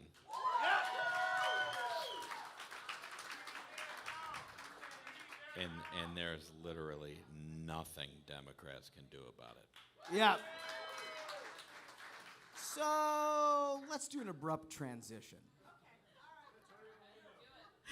You might wonder how we ended up to be an animal fighting podcast. This is well because like every journalist who tries to do a story on this, I think there's a couple here. They always ask for like, so, you know, we know your backgrounds and such. So, do you really want to fight horses? And that's very central to the whole being of the podcast. It was the origination, right? So how this all started is like we literally just were politics, and then all of a sudden we're like, you know, let's throw a movie review in or two. And It was King Kong against Godzilla. Yeah. And Smug was fucking obsessed with this movie. Yeah. So And here's the he's like, we gotta do a review on the podcast. I'm like, what the fuck? Why would we do like, that is literally a movie I would never fucking see. So I'm one of these folks who don't trust the experts, and one of the one of the films that was actually playing in the movie theater was like King Kong versus Godzilla, and I was like, well, I'm gonna fucking go to the movie theater. When all the like government shit was like, movie theater is very dangerous, so I knew that's where I want to go. Yes. Yeah. Yes, that's right. And like the fellas were like, so what are you doing for this weekend? I was like, well, I'm gonna go see fucking. I mean, what do you think? I mean, so King Kong versus Godzilla. And I'm like, why would you see that? And I said, what is better than seeing two large animals fight each other? I think that's like what it all comes down to. So like I was kind of flummoxed by this because it sounds terrible. I was right? like, I don't need a it was story. You know, everyone thinks you have to see a film that is going to be nominated for an Oscar. No, I want to see two large animals fight. And I'll pay top dollar for that. And I'm going to go see it in the theater. Which naturally lended itself to a conversation. I'm not kidding you. This is in the era where we were on Zoom drinking a bottle of bourbon. Real by ones ourselves. remember this one. Yeah. Right? So literally the first like 50 episodes that you heard of Ruthless, there was no script. I mean, literally, it was just like what happens when a bottle of bourbon is opened and someone hits record on Zoom. So it lended itself to the natural conversation of what kind of animal you can fight and win. And what's insane, so it's crazy because they were like, why would you want to see animals fight? And I was like, well, how much do you know about yourself if you don't know what animal you could beat up, like head to head? You get an immediate answer. What's the top animal you could take? Horse. Yeah. Yeah. And I thought, yeah, it's a great answer, and it's the best answer, honestly. And then, like, it becomes a nationwide thing. Like, there are, like, a dozen articles about people who are wondering what animal they could beat up. What's the biggest animal you could take down, was the question. And he immediately, without any hesitation, said That's like horse. A horse.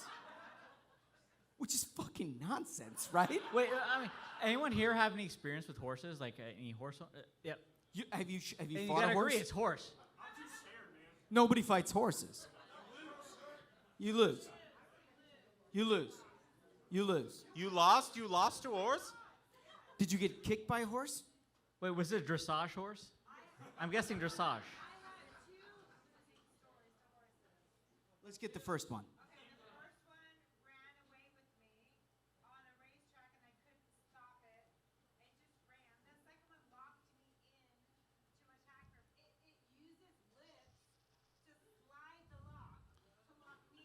Smart.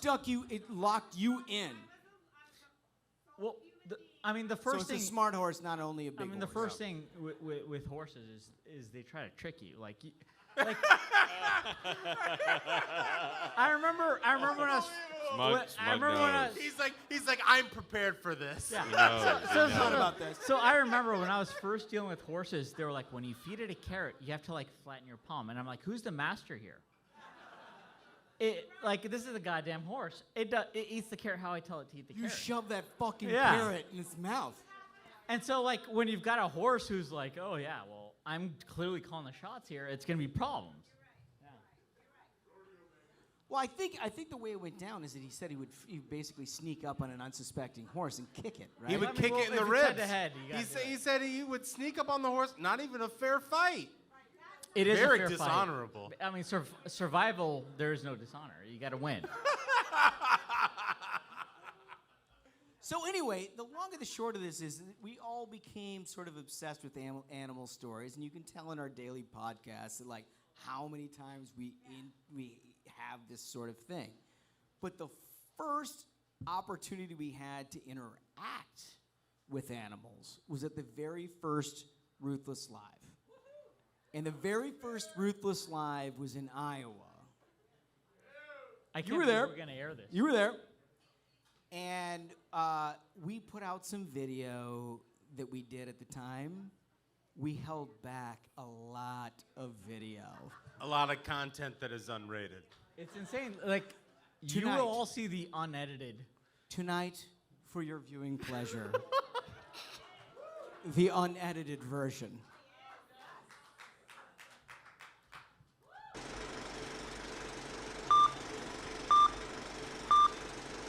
Where we headed next? Going to Butter Cow? We're gonna go to the Butter Cow. We have to see the fattest pig too. Which one are you first? Fat pig or?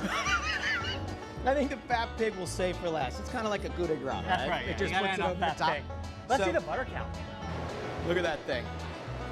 Wow. Look at that thing. Shut up, Foldy. It's a cow made of butter. Wow. I was not prepared for how veiny the udders are on the butter cow. Y'all, here, run around real quick. Don't want So to disrupt the veiny. flow here. Oh, hell no, this is great. I love this. It's incredible. Let's do this. Okay. Cow's out of the way. They tell us now.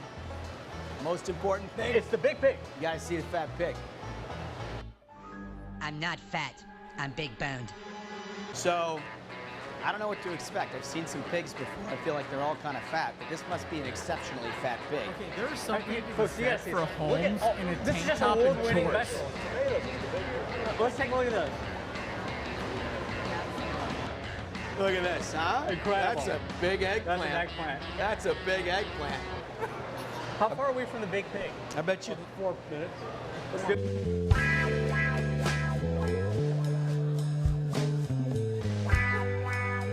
Just incredible.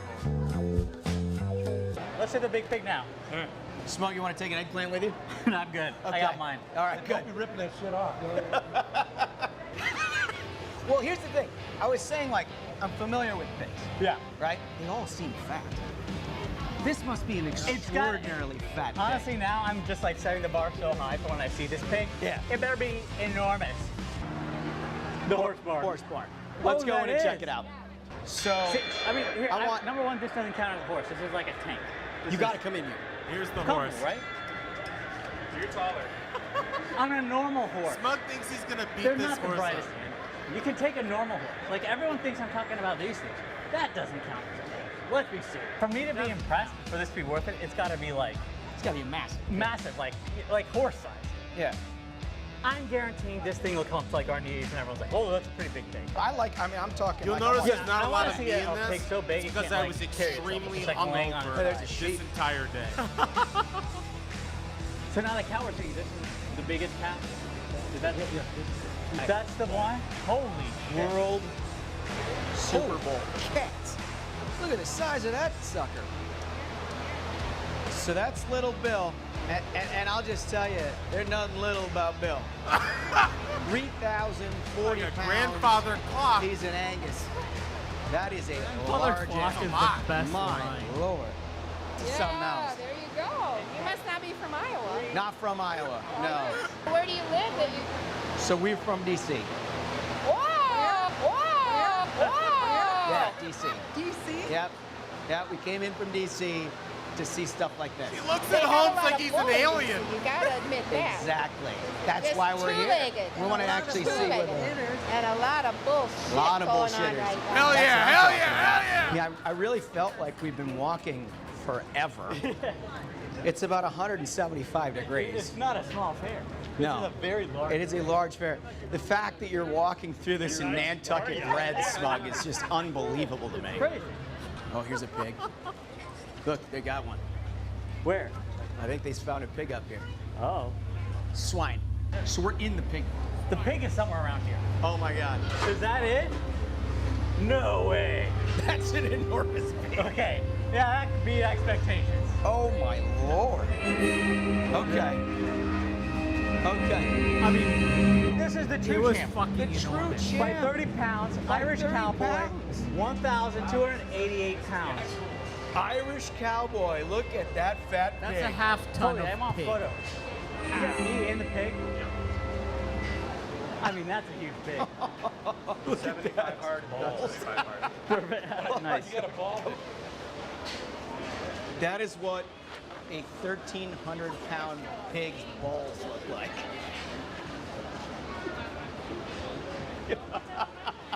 Really outstanding.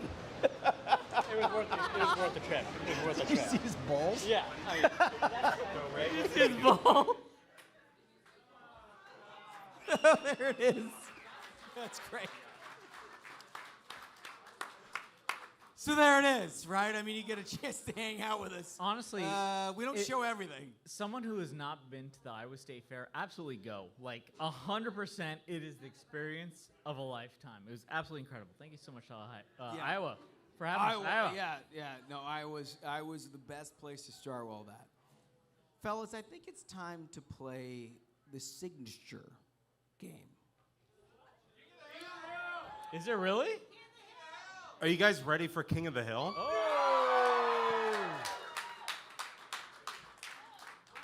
Okay, well, I think given that it's Ruthless Live and this is a live show, we need a live ringside announcement.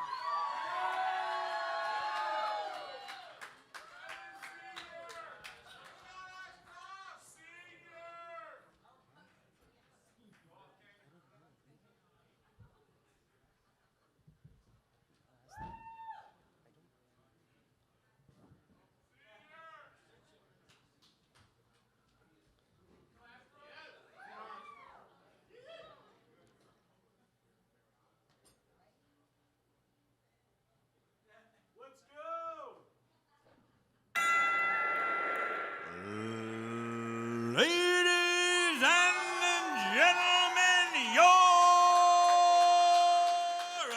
attention, please.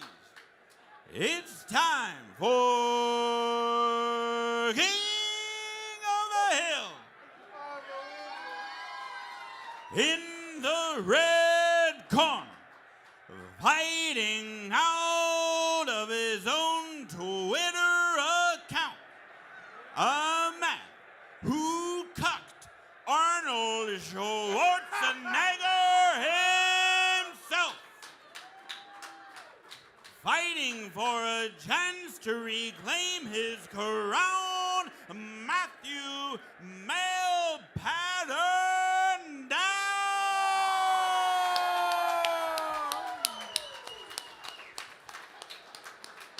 And now, in the blue corner, fighting out of the Harvard Extension campus,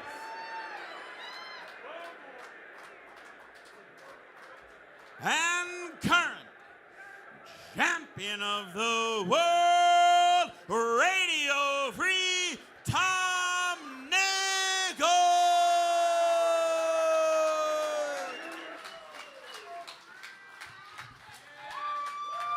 Unbelievable.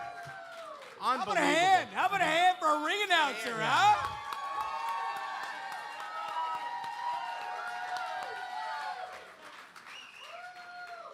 The It's hardest incredible. working man in showbiz. Absolutely outstanding work, Ashbrook. The funniest part about doing the episodes in studio, oh wow, Holmes just spilled half a cocktail. The funniest part about doing the episodes in studio is having Ashbrook next to us doing that live every time we play it. People think that shit's recorded. No, he literally sits next to us, presses a fucking button, and then goes fucking live. No, to be honest, incredible. To be honest with you, I literally asked Michael, who is the other guy that's in the thing tonight? Right before I stood up and picked up the mic. We got a lot of things going. No, there's only two people in the business who do it on one take. It's Jay-Z and you. And That's right. That's right. So obviously this is our flagship game, King of the Hill. 3 rounds. The defending champion has to go first.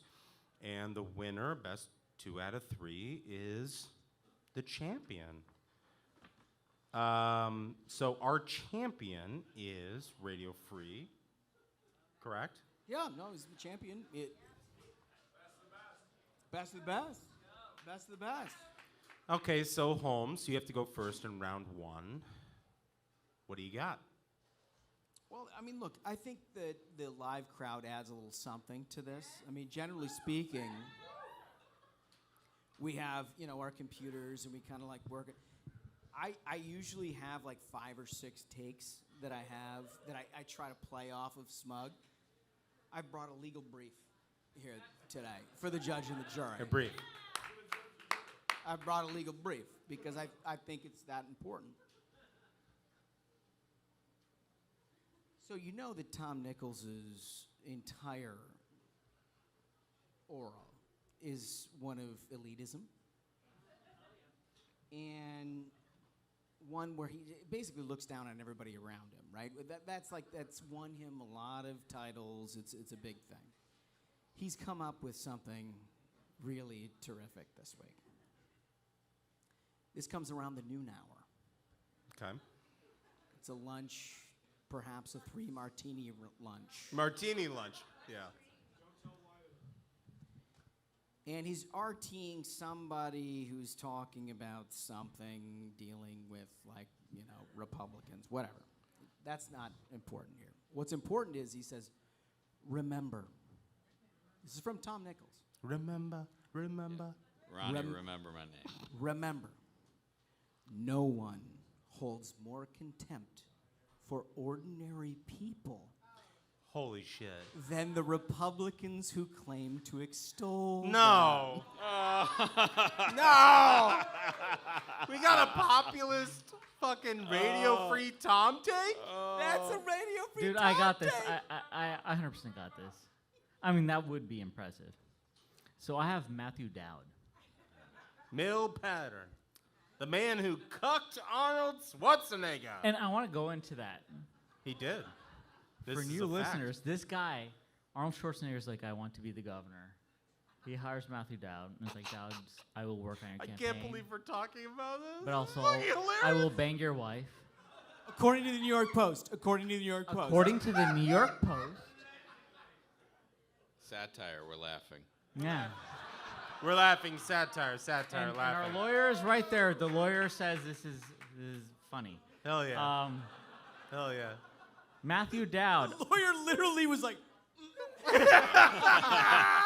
It's funny. It's a joke. It's a joke. We it's don't a joke. give a shit. We're doing it anyway. We're fucking live, pal. You can't stop us, lawyer.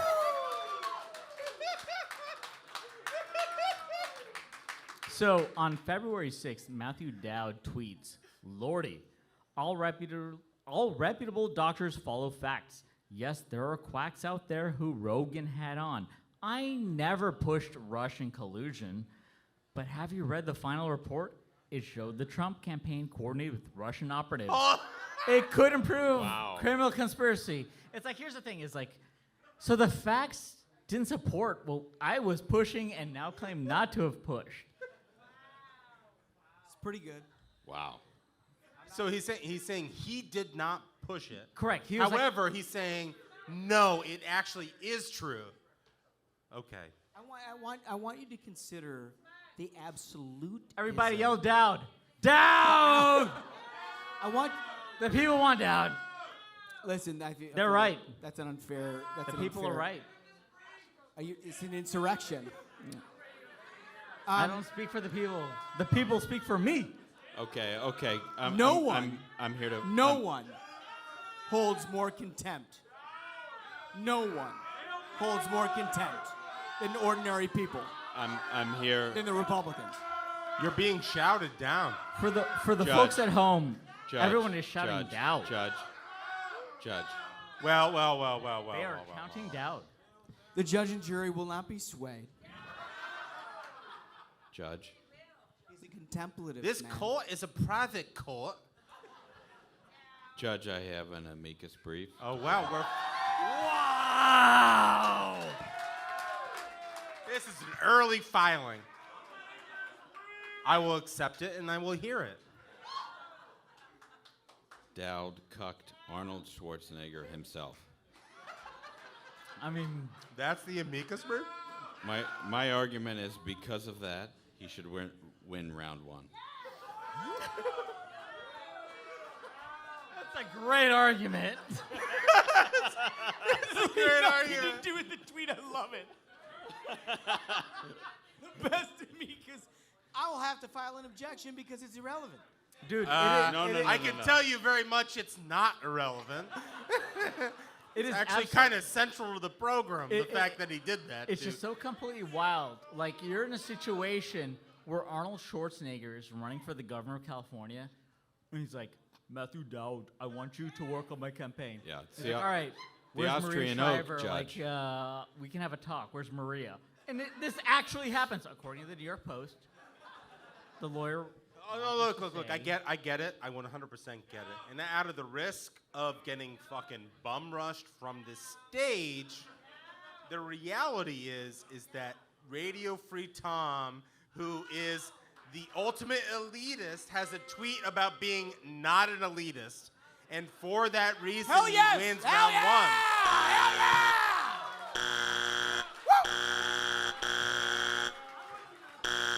Oh, That's outrageous. The board is I being file an hijacked. objection. The board is being hijacked. Yeah, well, I mean, can you believe it? Yeah, and again, the people are being silenced. That's outrageous. I'd like to bar that. Judge, this may be your final term. Can I? We're gonna have to hold him in contempt. Can I file an objection? I would like that barred from the court.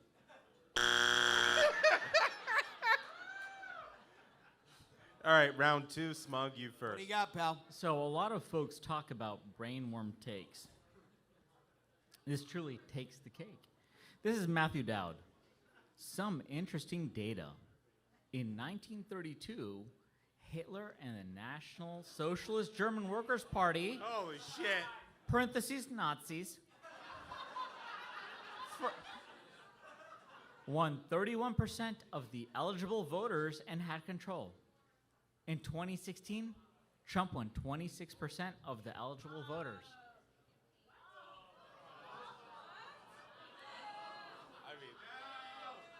That's unbelievable. You can't beat that crazy ass take.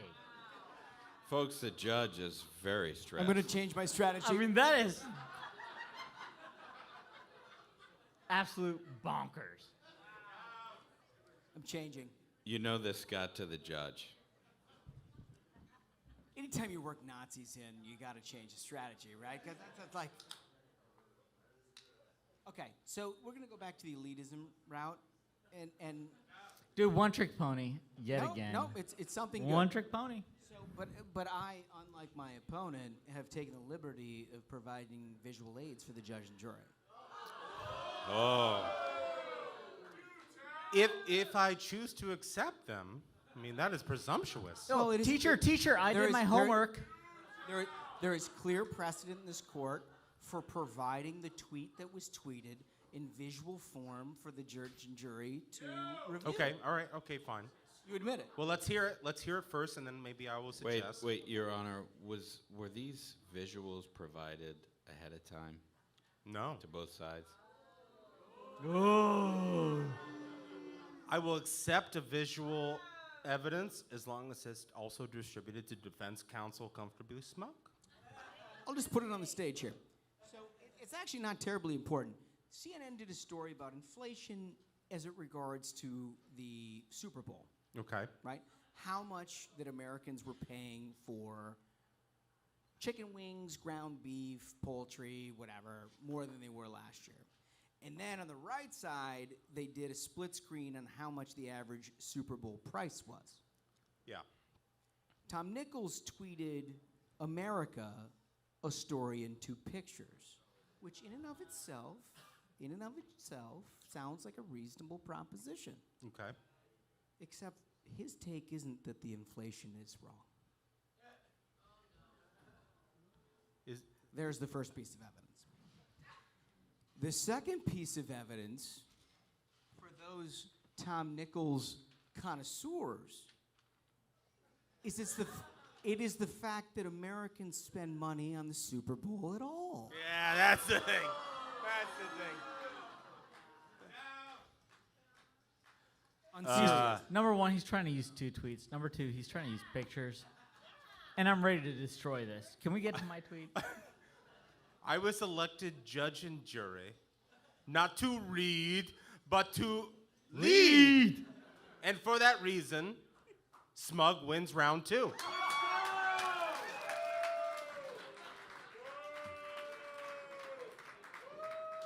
Fair enough. Fair enough. There's too many words on that. I'm not fucking reading that. It's literally 1 word. It's too many. It's too many. 1 too many. Round 3. You have to go first. 222 Yeah. on February 9th. He's now well into his 3rd martini. Radio Free Tom says, oh, this is an RT. Okay. Mediaite tweets something that says DeSantis' controversial pick for Surgeon General refuses to say if he's vaccinated. He RTs this and says, we can wear masks in Boston all day, but it won't solve the problem that people in other places would rather die to own the libs. I love that shit so much. I love it. It's like if you actually plot on a map California against Texas, restrictions against opening the country, their cases are higher despite more restrictive COVID measures. It's fucking insane. This guy's gonna sit there and say, these rubes are the reason why that we can't reopen the country? No, it's because of fucking psychopaths like you. I love it. Yes! Yes! All right, I got an absolute winner. Banger. So this guy on Twitter, Chuck Modi, tweets out, Matthew Dowd, chief strategist of 2004 Bush-Cheney campaign, joins MSNBC as a pundit. Besides obvious objections, isn't it funny how MSDNC keeps hiring election experts right after they lose their campaigns? For folks who don't know, Matthew Dowd tried to run in Texas. Yes. And after like 10 minutes. He's a candidate for like 3 weeks. Yeah. I feel good. He ran for 10 minutes and then quit because Texas doesn't like shitty people who are cucks. I feel good about this. Okay. I feel like my submission is very However, strong. Dowd replies. Oh, he's still going. Wait, hold on. Objection. Multiple tweets. No, it was a reply to the tweet. It was a reply to the tweet. That was Chuck Modi. Is he replying to his own tweet? No. That was Chuck Modi. Okay. And then Matthew Dowd replies, check your facts. I didn't, quote, lose my campaign. I stuck with my word that I would step back if candidates of diversity came forward. You should be lauding that, Lordy. Oh, Holmes is shaking in his boots now. Well, look. As judge and jury, I've been known to be a person who is an esteemed constitutionalist, not an activist judge. Yet very. However, today I'm going to violate that rule. Because we are doing Ruthless Live, I think the winner of round 3 has to be determined by the crowd. Let's go. The people should decide. Let's hear it. Smug. Would rather die. Would rather die. die! Okay. Come on! Give me the die!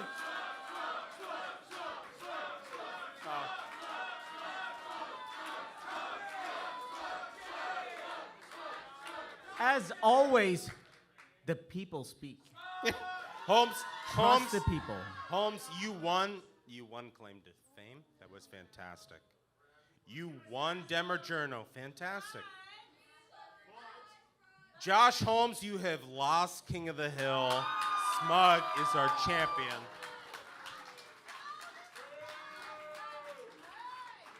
Folks, this has been unbelievable. Smug. Truly. Can you give us out of here? Heartfelt, truly. Thank you all so much for being here. This is why we do it. You. Thank you all so much. So until next time, minions, keep the faith, hold the line, and own the libs. We'll see you on Tuesday. Stay ruthless.